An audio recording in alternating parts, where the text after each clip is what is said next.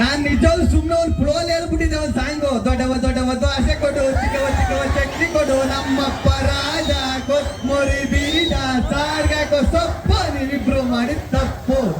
ಆ ಸಖತ್ ವೈರಲ್ ಆಗಿತ್ತು, ನಂಗೆ ಸಖತ್ ಖುಷಿ ಆಯ್ತು. ಏನ್ಕವು ಫಸ್ಟ್ ಟೈಮ್ ಭಯ ಬಿಡ್ತು ಇವತ್ತು. ಪೊಲೀಸರು ಆ ಕಡೆ ಈ ಕಡೆ ಹಿಡಿಕೆ ಎಳ್ಕ ಬರೋದು ನೋಡಿ, ಯಾರು ಕಳ್ಳನ ಎಳ್ಕ ಬಂದಂಗೆ ಎಳ್ಕ ಹೋದ್ರೆ ಮುಂದೆ ಬರೋದು ಸಖತ್ ಭಯ ಆಗ್ಬಿಡ್ತು. ಆಮೇಲೆ ಸಖತ್ ಖುಷಿ ಆಯ್ತು. ಏನ್ ಸೌಂಡೇ ಗೊತ್ತಿಲ್ಲ. ಅಲ್ಲ, ನನಗೆ ಒಂದು ಬೇಜಾರು ಏನಂದ್ರೆ ಹೆಣ್ಣು ಮಕ್ಳು ಸೌಂಡೇ ಬರೋದಿಲ್ಲ, ಬರೀ ಗಂಡು ಮಕ್ಳು ಸೌಂಡೇ. ಗಂಡು ಮಕ್ಳು ಹೆಣ್ಣು ಮಕ್ಳು ಅದು ಮುಂದೆ ಕೂತ್ಕೊಂಡು ಸೌಂಡ್ ಅಂದ್ರೆ ಗಂಡು ಮಕ್ಳು ಕಣ್ರಿ, ಗಂಡು ಮಕ್ಳು.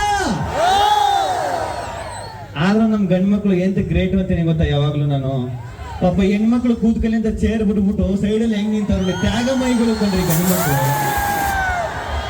ನಿಜವಾಗ್ಲೂ ನನಗೆ ಸಖತ್ ಖುಷಿ ಆಯ್ತದೆ. ಇಷ್ಟು ಬಹುಮತ ಎಲ್ಲೇ ಹೋದ್ರು ಇಷ್ಟೊಂದು ಸಪೋರ್ಟು, ಪ್ರೀತಿ, ಪ್ರೋತ್ಸಾಹ ನೀವು ನನಗೆ ಸಖತ್ತು ಖುಷಿ ಆಯ್ತದೆ. ನಿಜವಾಗ್ಲೂ ಒಂದ್ ಹೇಳಬೇಕು, ನಮ್ಮ DK ಸಾಹೇಬ್ರು ಫೋನ್ ಮಾಡ್ಬಿಟ್ಟು ವಿಶ್ ಮಾಡಿದ್ರು.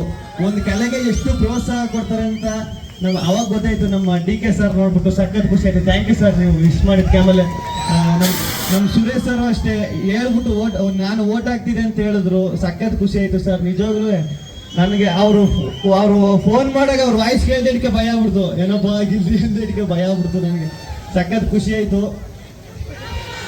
ಇರಿ ಅಲ್ಲಿಗೆ ಬರ್ತೀನಿ. ನಮ್ಮ ರಘುವನ ಬಂದವ್ರೆ, ಸ್ಪಂದನ ಅವ್ರು ಬಂದವ್ರೆ, ಕಾವು ಏನ್ ರಘುವನ ಬಾಳೆಯಲ್ಲಿ. ನಿಜವಾಗ್ಲೂ ರಘುವನ ನನಗೆ ಸಿಕ್ಕಾಪಟ್ಟೆ ಭಯ ಆಯ್ತು. ಈಗಲೂ ಅಮ್ಮ ಸಾಯಿಸ್ಬಿಡ ಅತ್ತಗೆ ಮಾತಾಡ್ತೀನಿ ನಿನ್ನ ಅತ್ತಿಗೆ. ರಘುವನ ಏನಪ್ಪ ಗಿಲ್ಲಿ, ನಾನು ಫೋನ್ ಮಾಡಿಲ್ಲ, ನಿಂಗೆ ಹೇಳಪ್ಪ ಅನ್ನೋಕೆ. ಹುಷಾರಾಗಿದ್ದೀಯಾ? ಇಲ್ಲ, ಇನ್ನ ನಮ್ಮ ಮನೆಗ್ ಬಂದಿಲ್ಲ. ಊಟ ಕರಿತಾನೆ ಇದೀನಿ, ಬಾರ ಒಂದ್ ಮಟನ್ ಊಟ ಹಾಕ್ಸ್ತೀನಿ ಅಂತ. ಇನ್ನ ಬಂದಿಲ್ಲ ಅವ್ರು.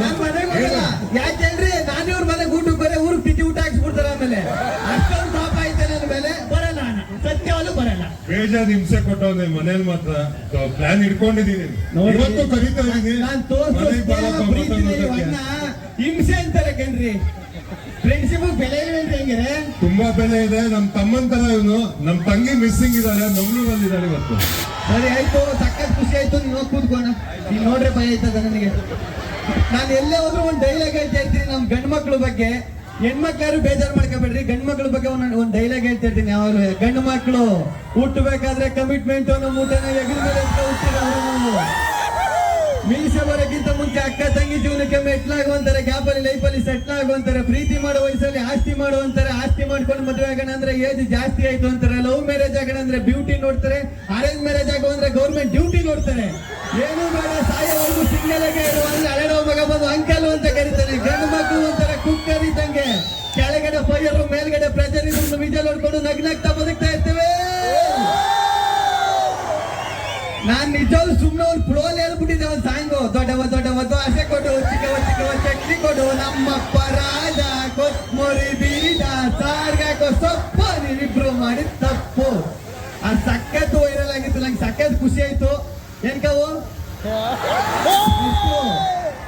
ಅವ್ರು ಬಂದು ಮಾತಾಡ್ತಾರೆ.